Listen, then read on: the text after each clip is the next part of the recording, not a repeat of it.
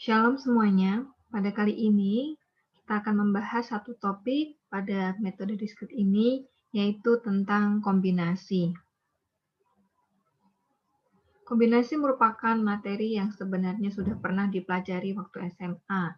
Namun ini berkaitan erat dengan metode diskrit, berkaitan dengan kaidah perkalian khususnya ya.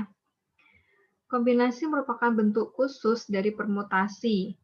Jika pada permutasi urutan kemunculan diperhitungkan, maka pada kombinasi urutan kemunculan itu diabaikan.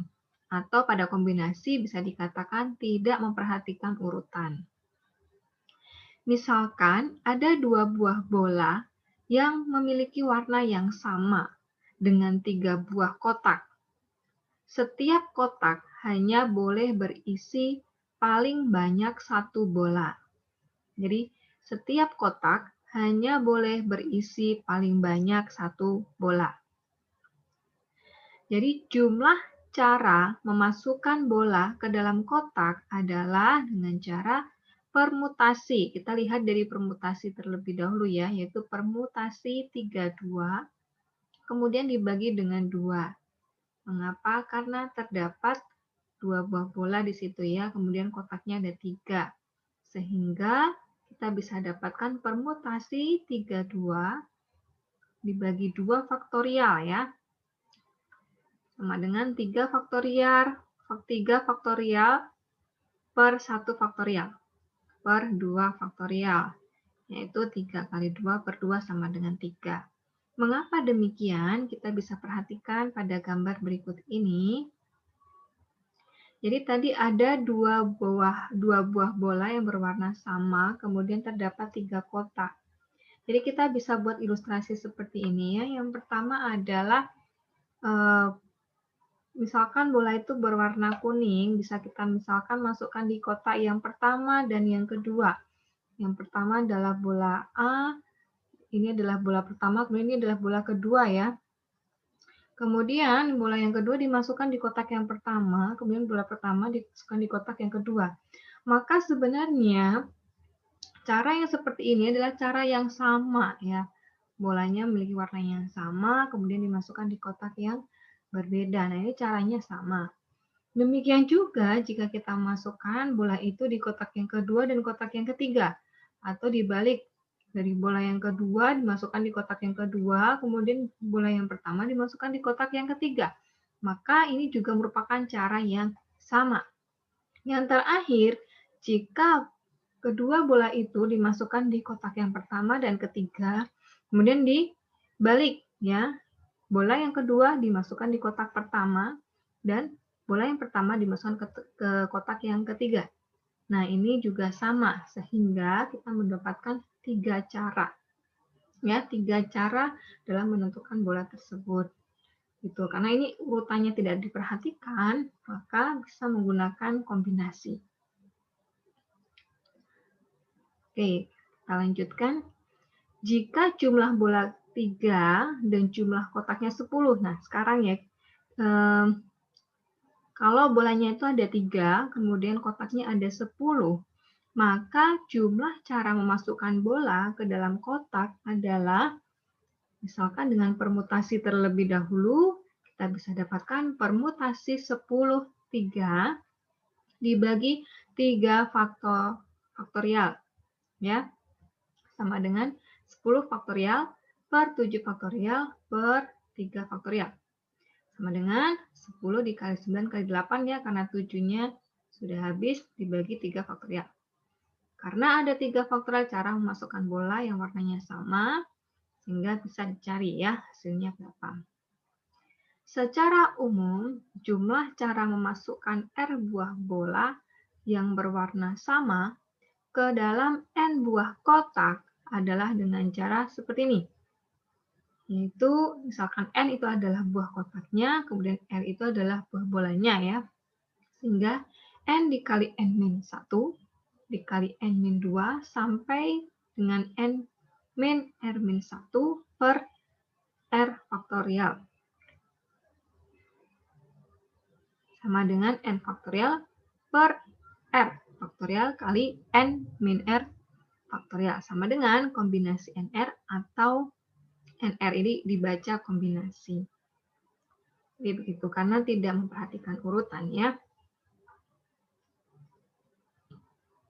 Kombinasi NR sering juga dibaca sebagai N diambil R. Artinya, R objek diambil dari N buah objek. Ya, jadi N diambil dari R atau R objek diambil dari N buah objek.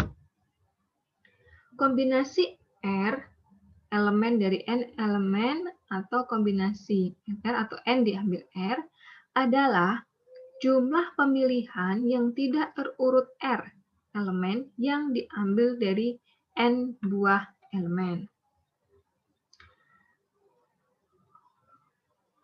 Berikut ini adalah interpretasi dari kombinasi. Kombinasi NR sama dengan banyaknya himpunan bagian yang terdiri dari R elemen yang dapat dibentuk dari himpunan dengan N elemen. Misalkan, A adalah himpunan yang memiliki anggota 1, 2, 3. Jumlah himpunan bagian dengan 2 elemen bisa kita dapatkan dengan cara seperti ini ya. Pertama, 1, 2 itu sama juga dengan 2, 1. Kemudian anggota yang kedua yaitu 1, 3, ini sama dengan 3, 1. Yang terakhir, 2, 3 sama dengan 3, 2 ya. Jadi penulisannya sama. Maka dari itu kita dapatkan 3 buah.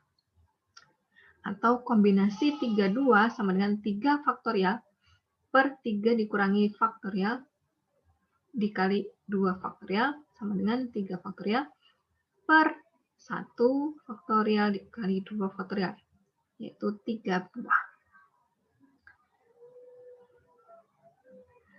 Kombinasi NR juga merupakan cara untuk memilih R buah elemen dari N buah elemen yang ada, tetapi urutan elemen di dalam susunan hasil pemilihan itu tidak penting. Ya, jadi sekali lagi, susunan hasil pemilihan itu tidak penting atau tidak memperhatikan urutan dalam kombinasi. Contoh, berapa banyak cara membentuk komisi yang beranggotakan 5 orang? Ya, jadi 5 orang dari sebuah fraksi di DPR yang beranggotakan 25 orang. Ini berapa banyak caranya ya? Jadi kalau itu kita bisa lihat di sini bahwa yang mana yang R dan juga mana yang N ya. Nah, solusi yang bisa diberikan adalah komisi itu adalah kelompok yang tidak terurut. Artinya apa? Setiap anggota di dalam komisi itu kedudukannya sama. Misalkan 5 orang tadi dipilih ya, yaitu A, B, C, D, dan E.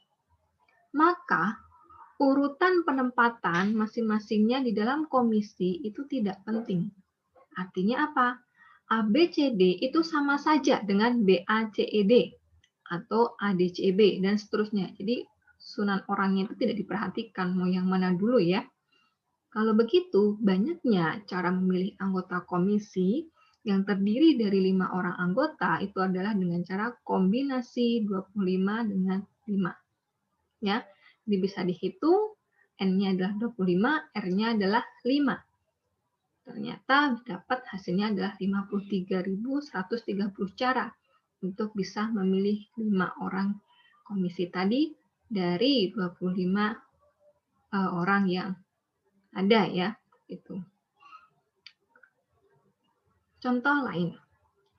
Di antara 10 orang mahasiswa pendidikan matematika, misalkan angkatan 2002 ya, berapa banyak cara membentuk sebuah perwakilan beranggotakan 5 orang sedemikian sehingga.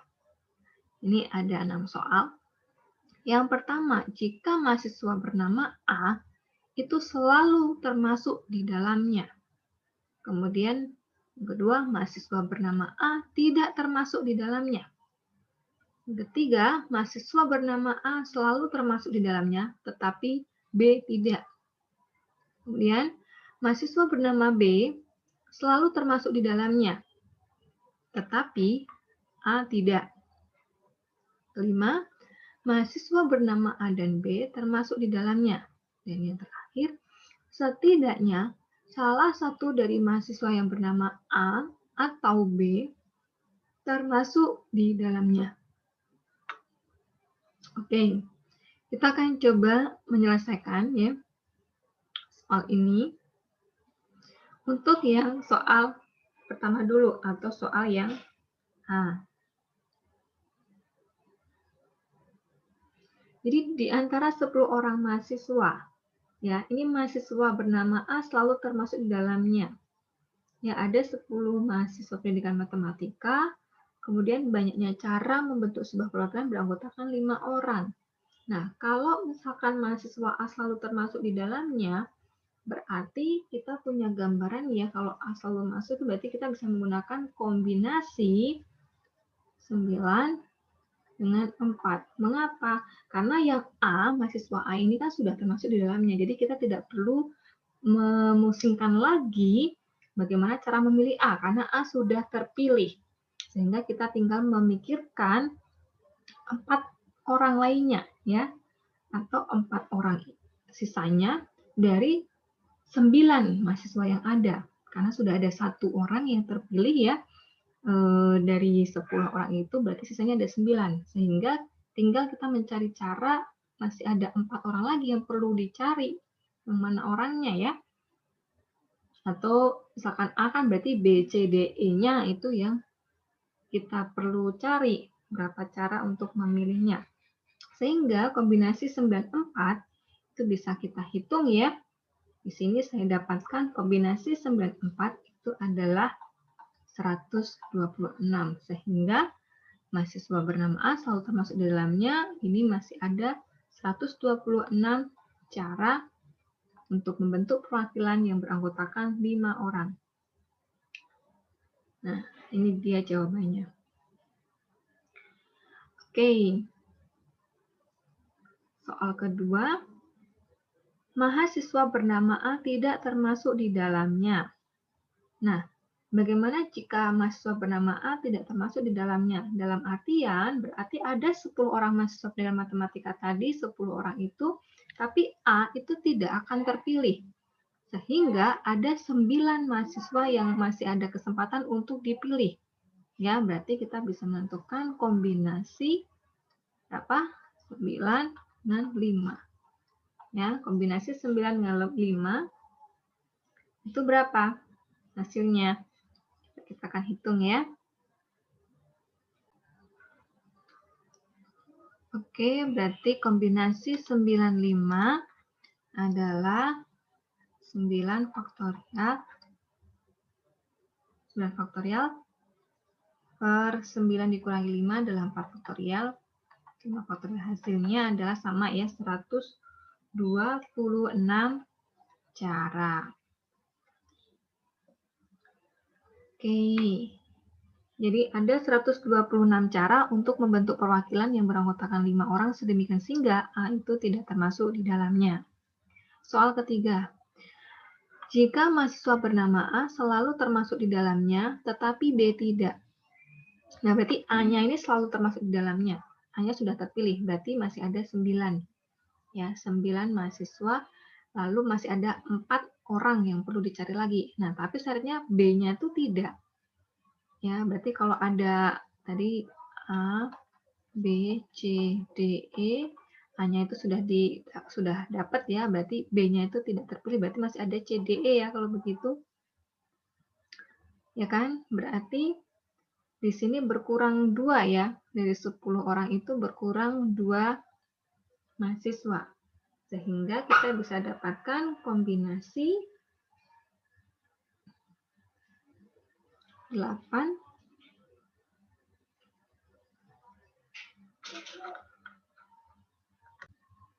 Oke, jadi kalau begitu solusi yang diberikan adalah kombinasi 8, 4 ya. Mengapa? Karena A, B, C, D ini sebenarnya kan ada 10 orang ya, 10 orang mahasiswa, ada 2 yang sudah terpilih, berarti kan masih ada 8 mahasiswa yang berhak untuk terpilih. Nah, karena yang dipilih adalah 5 orang, ini seharusnya A, B, C, D, E, F, G, HIJ ya, B-nya tidak terbit, berarti kan masih ada 8 kemungkinan. Dan di sini kan ada 5 orang sedemikian hingga ya, berarti kan kalau ada 1 mahasiswa yang terpilih berarti masih ada 4 lagi. Jadi kombinasi 84, sehingga kita bisa cari kombinasi 84 berarti 8 faktorial per 4 ya, faktorial. Tinggal hitung, ternyata hasilnya adalah 70 ya. Kombinasi 84 itu sama dengan 70 cara untuk membentuk perwakilan yang beranggotakan 5 orang sedemikian sehingga A itu termasuk di dalamnya, tetapi B-nya tidak. Oke, lanjut soal keempat. Jika mahasiswa bernama B selalu termasuk di dalamnya, tetapi A-nya tidak. Nah, ini mahasiswa yang B selalu termasuk di dalamnya. Berarti tinggal 9 ya, tetapi A tidak. Nah, ini konsep ini sama seperti soal sebelumnya ya. Sehingga solusinya adalah kombinasi 84 juga, yaitu ada 70 cara. Tinggal hanya beda orang saja, tetapi konsepnya sama seperti soal yang C tadi ya. Lalu yang E, mahasiswa bernama A dan B termasuk di dalamnya. Berarti kombinasi 83 ya. Kombinasi 83 yaitu ada 56 cara untuk membentuk perwakilan yang beranggotakan 5 orang. Sedemikian sehingga A dan B selalu termasuk di dalamnya. Dan yang terakhir, itu setidaknya salah satu dari mahasiswa yang bernama A atau B termasuk di dalamnya. Setidaknya. Nah, ini bagaimana kalau seperti ini? Berarti kita perlu ada kaitannya dari soal yang sebelumnya ya, ada kaitannya ya di sini. Jadi cara untuk menyelesaikannya adalah jumlah cara membentuk perwakilan sehingga A termasuk di dalamnya dan B tidak, kita jumlahkan dengan jumlah cara membentuk perwakilan sehingga B termasuk di dalamnya. Tapi A-nya tidak. Ya, ditambah jumlah cara membentuk perwakilan sehingga A dan B termasuk di dalamnya. Jadi sebenarnya di sini adalah kombinasi 84 ditambah dengan kombinasi 84 juga ya. Ditambah kombinasi 83. Nah, berarti 70 ditambah 70 tambah 56. 196. Berikut solusinya ya. Jadi jumlah cara membentuk perwakilan sehingga A termasuk di dalamnya tapi B tidak. Itu kan ada 70 cara. Kemudian yang B termasuk tetapi A tidak. Dan yang terakhir jumlah cara membentuk perwakilan sehingga A dan B termasuk di dalam. Jadi kan ada 3 kemungkinan ini. Sehingga ada 196 cara.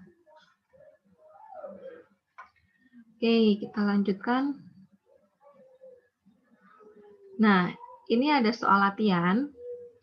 Ada 5 orang mahasiswa prodi pendidikan matematika dan 7 orang mahasiswa pendidikan fisika. Berapa banyak cara membentuk panitia yang terdiri dari 4 orang?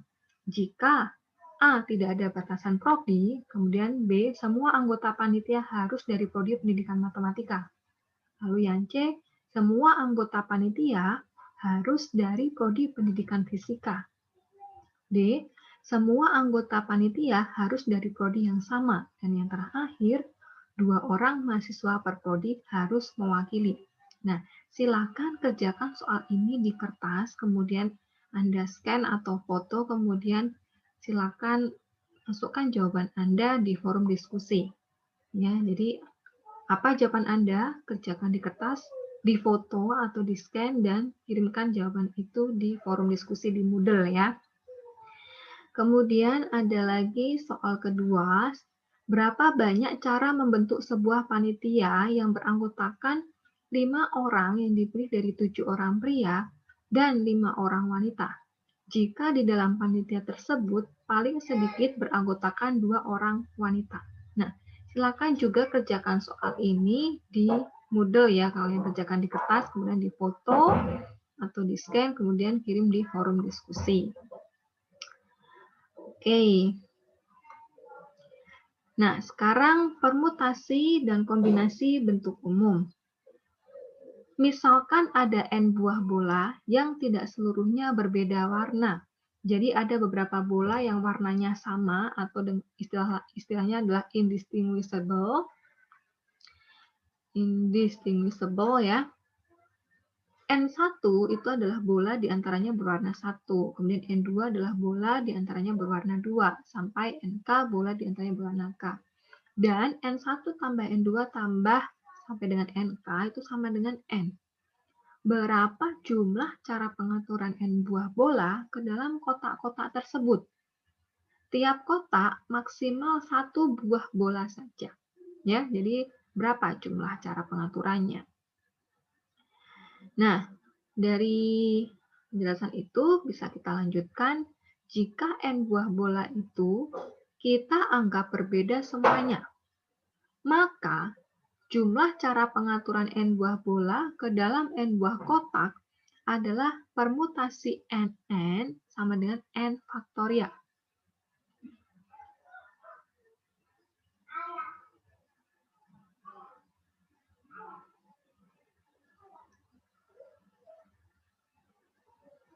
Dari pengaturan N buah bola itu, ada N1 faktorial, cara memasukkan bola berwarna 1.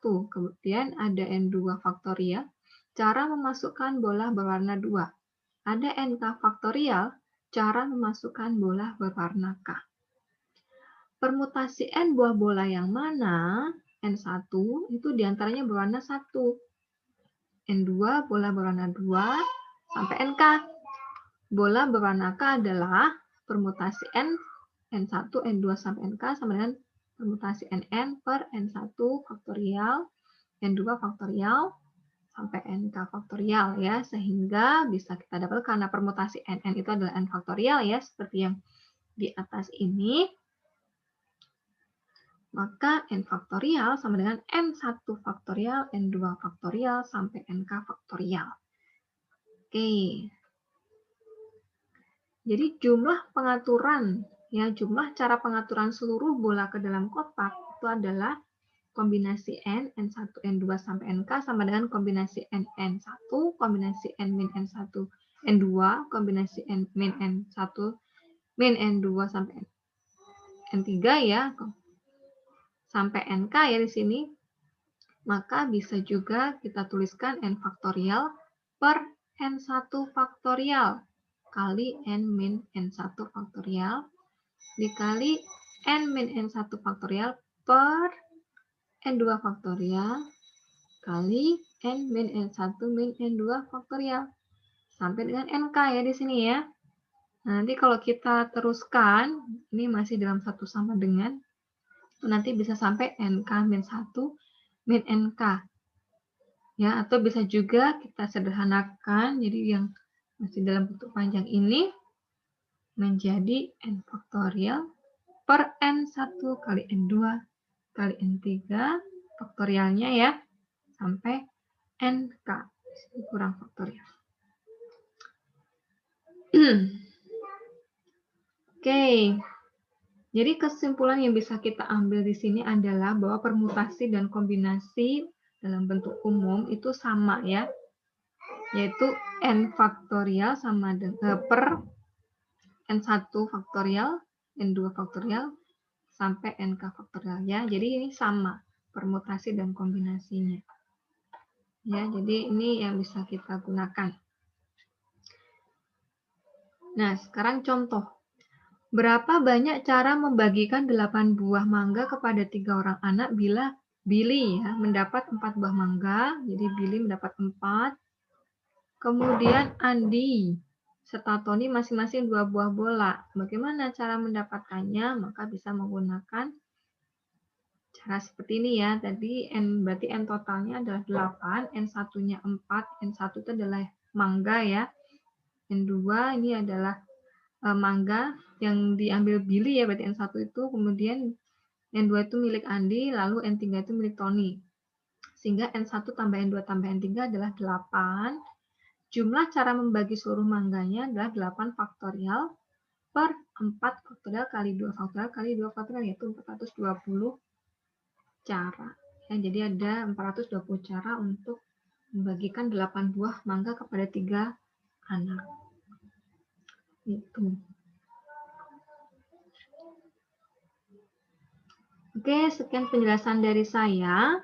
Terima kasih ya, Tuhan Yesus memberkati.